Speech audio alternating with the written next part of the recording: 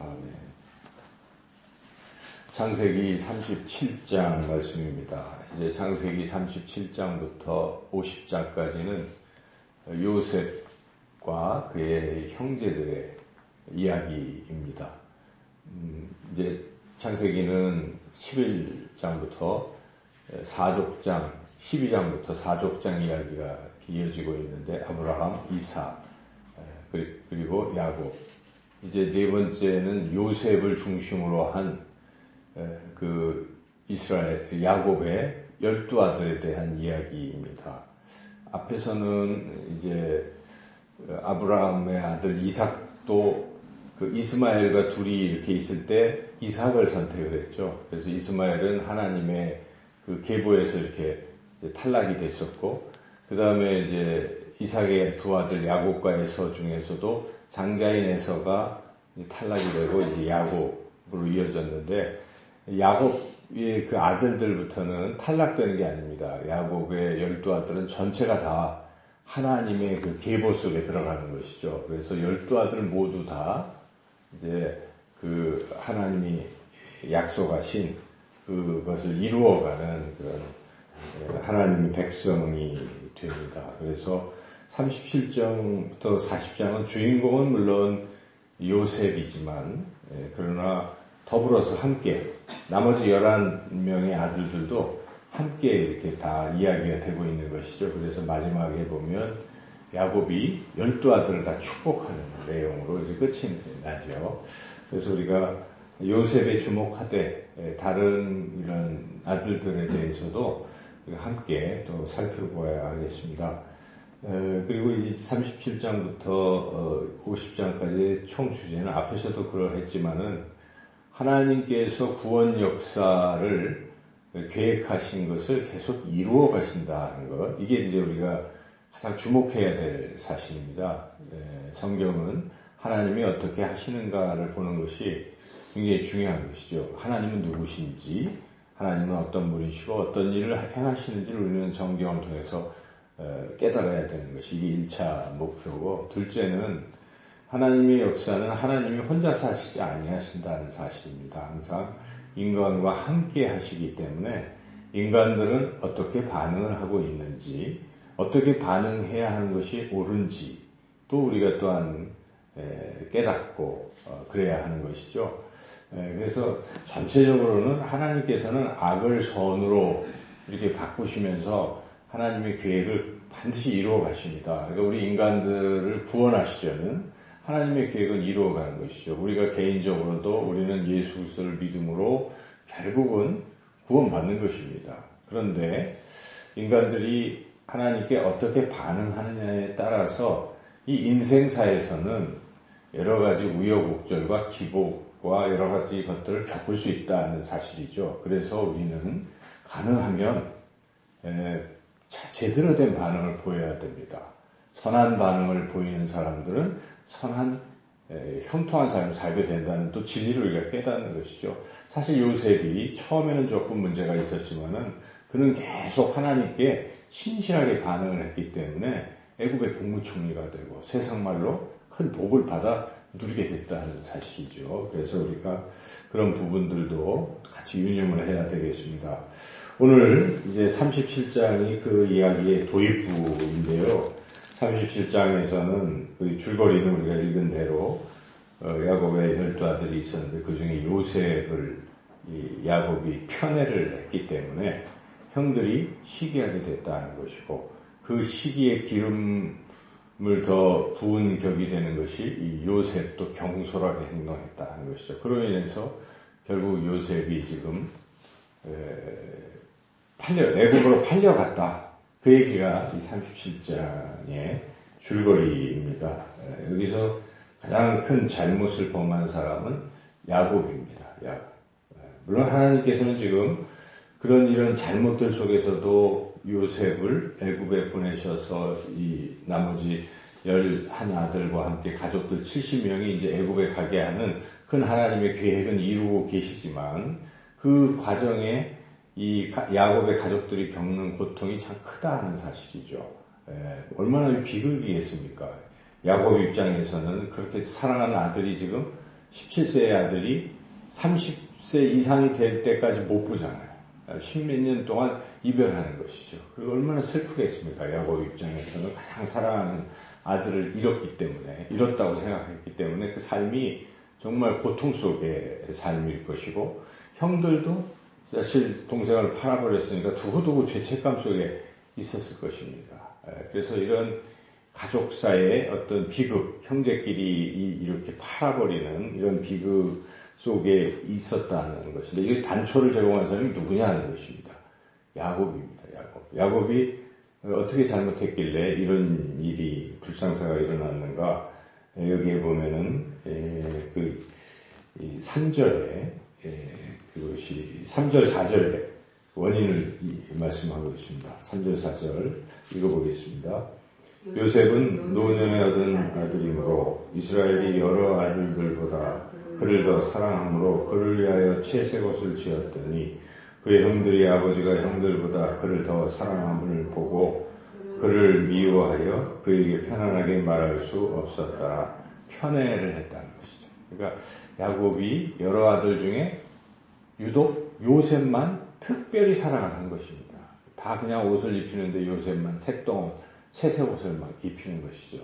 이것은 이미 야곱이 이제 두 아내 중에 누구를 더 사랑했습니까? 라헬을 더 사랑했어요. 라헬의 아들이 요셉입니다. 그러니까 지금 야곱은 초지일관 두 레와 라헬 중에서 라헬을 자꾸 더 사랑하고 그의 또 자식도 사랑하고 이렇게 한쪽으로 쏠리는 이런 편애를 했기 때문에 비극이 계속 일어나는 것이죠. 사실 레와 라헬 간에도 그 참 비극이었지 않습니까? 그런데 지금 그 계속 자녀들끼리도 서로 지금 딱 갈려가지고 이루고 있는 것이죠. 그래서 이 편애라는 것은 참 안 좋다는 것을 우리는 깨달아야 합니다. 항상 자녀들 또 우리 여러 삶에서 특별히 누구 하나를 이렇게 편애할 때 이게 잠깐 공동체는 깨지고 가족도 깨지고 그럴 수 있기 때문에 우리는 그런 마음으로 주의하고 골고루 사랑할 수 있는 그런 지혜로운 삶을 살아야 되겠다는 것을 깨닫습니다. 두 번째 여기에 이제 요셉도 또 잘못한 게 있어요. 요셉은 아주 17세의 그때는 조금 너무 아주 어리긴 어리죠. 그러다 보니까 좀 경솔했다고 볼 수가 있어요.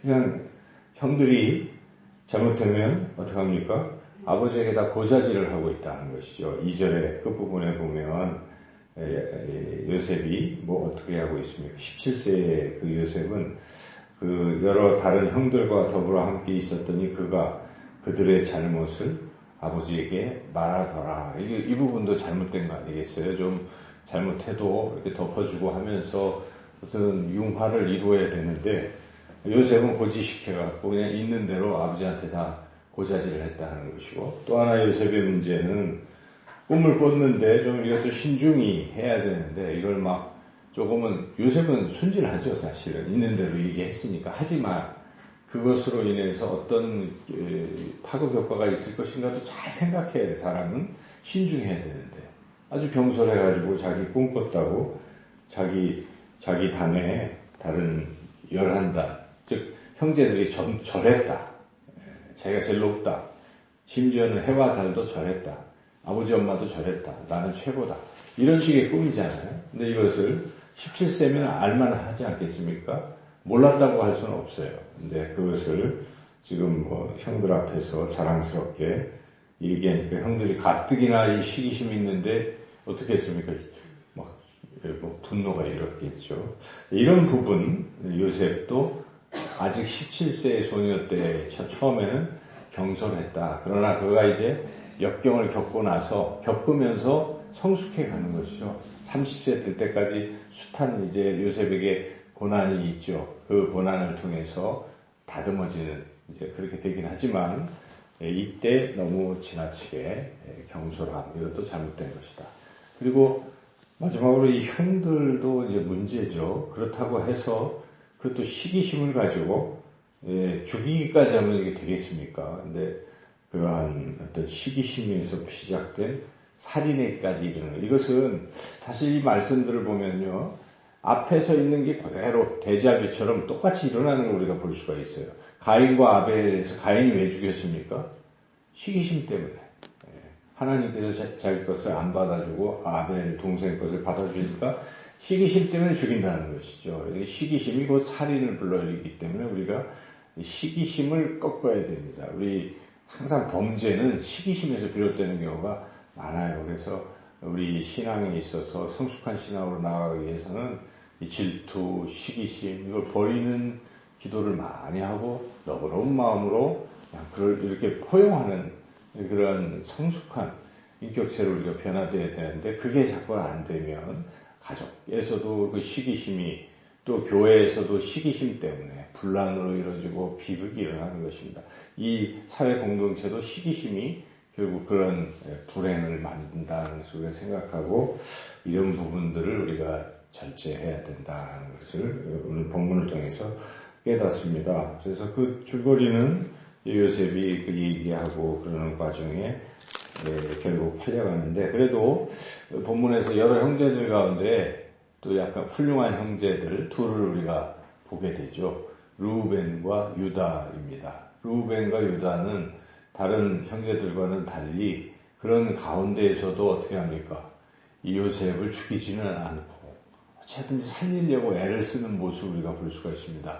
루벤이 앞장에서는 그 자기 이렇게 아버지의 여자와 막 통관하고 나쁜 짓을 했었죠. 그래서 장자에서 제외되긴 했지만 그래도 큰 형인지라 좀 철이 들어서 아버지의 마음을 좀 이해합니다. 그래서 아니 이 아버지가 제일 사랑하는 아들을 죽인다고 하면 그 아버지가 얼마나 힘들까? 내가 어떻게 아버지 얼굴을 볼 수 있을까? 이제 이런 생각을 그래도 하면서 어찌하든지 요셉을 살리려고 애를 쓰고 그러죠. 21절 읽어보겠습니다. 루벤이 듣고 요셉을 그들의 손에서 구원하려 하여 이르되 우리가 그의 생명은 해치지 말자 하면서 어찌하든지 죽이지는 않도록 이렇게 하고 잠시 어디 갔나 봐요. 그 사이에 근데 또 이 동생들이 막 모의를 해서 죽이려고 이제 하는 이런 상황, 구덩이까지 던지고 굶겨 죽일 이제 생각을 하고 있는 이런 상황 속에 있었죠. 그때 또 이번에는 네 번째 아들, 넷째 아들인 유다가 나서서 야, 죽일 필요까지는 뭐 있냐 이렇게 생각을 하고 있는 것이고 바로 그때 하나님께서 이 어떤 구원의 길을 여시는 거예요. 갑자기 나타나는 것은 이거 다 하나님의 역사하십니다. 우리는 인생에서 우연이라는 건 없습니다. 다 하나님이 그런 가운데 미디안의 그 상인들을 보내신 거예요. 이거 하나님이 하신 것입니다. 우리가 이런 부분을 잘 읽어야 되는 거죠. 그래서 우리 인생에서도 정말 해결책이 없는 이런 순간에 하나님께서 무엇인가 역사하신 줄로 믿습니다. 우리 이런 믿음을 가져야 돼요. 정말 방법이 없잖아요. 방법이 없어도 하나님은 그 마지막 그런 상황에 이것을 해결하는 해결책을 주신다는 것입니다. 그래서 여기에 25절을 같이 한번 읽어보겠습니다. 그들이 앉아 음식을 먹다가 눈을 들어본즉 한 무리의 이스마엘 사람들이 길르앗에서 오는데 그 낙타들의 향품과 유황과 물약을 싣고 애국으로 내려가는지라. 이렇게 하나님 보내실 때 유다가 이 하나님의 어떤 선한 역사에 동참한 것입니다. 그 유다가 바로 예수 그리스도의 그 가문을 이루는 이제 그런 사람이 됐잖아요. 그러니까 우리가 유다도 주목을 해야 됩니다. 유다가 야 죽일 게 뭐냐 저기다 그냥 팔자 차라리 이렇게 해서 결국 요셉이 죽지 아니하고 가게 된 것이죠. 그래서 유다는 결정적으로 하나님의 역사에 동참한 사람이 되었다 하는 것이죠. 그래서 37장에서 사실은 핵심 인물이 유다라고 보여져요. 유다 하나님과 유다를 통해서 이 구원의 역사가 이어졌다는 것을 알 수 있고 물론 루벤도 돌아와서 막 동생이 사라졌으니까 막 하고 있었고 그리고 이제 형제들은 이제 뭐 이렇게 속여가지고 아버지를 속여서 나름 이제 위로를 충격을 받지 않도록 조금 또는 자기네들의 잘못을 은폐하기 위해서 이제 뭐 채색옷에 피 묻히고 해가지고 짐승에 잡혔다고 거짓을 고하죠. 우리가 이 장면도 보면 앞에서 우리 야곱은 남을 주로 속이는 사람이었어요. 그렇죠? 속임수를 주로 많이 쓰다가 형을 속이고 뭐 자기가 형인 척하면서 축복도 가로채고 속인 야곱의 인생이 어떻습니까? 계속 속임을 당한다는 걸 우리가 보잖아요. 앞에서도 그 라반에게 삼촌한테 속아가지고 결혼을 또 해야 되고 뭐 또 일을 더 해야 되고 속임을 당했던 이 야곱이 지금 여기서 자식들한테 똑같이 또 속잖아요. 자기가 아버지 이삭을 속였는데 이번에는 자기 자식들이 야곱을 속이는. 우리가 이 성경을 잘 보면요, 이 인간이 잘못을 막 저지르면 그거에 대한 대가를 꼭 받는다는 것을 성경을 통해서 깨달아요. 물론 하나님의 구원 역사는 큰 줄거리로 이루어져 가는 거예요. 우리가 구원을 받는 것은 틀림없지만 이 인생사에서 저는 심은 대로 거둔다는 원리가 성경적인 것 같아요. 쭉 보면은. 그래서 우리 오늘 말씀에 또 속여서도 안 되겠구나 하는 교훈도 얻는 거예요. 그래서 이 남은 인생은 우리가 정말 하나님의 자녀로서 자녀답게 그렇게 멋지게 신실하게 살면 하나님은 거기에 상응하는 또 풍성한 복을 우리에게 주신 줄로 믿습니다. 그리고 또 하나는 비록 때로는 우리가 실수하고 넘어졌을지라도 그래도 하나님은 우리를 여전히 붙드신다. 우리의 실수와 잘못을 통해서도 그 가운데 이렇게 상인들을 보내시는 어떤 길을 여시면서 하나님의 구원 역사를 이루어 가시고 한다는 것을 우리가 또 깨닫고 어떤 상황에서도 하나님을 더 의지하시고 살아가시기를 주님의 이름으로 축원합니다.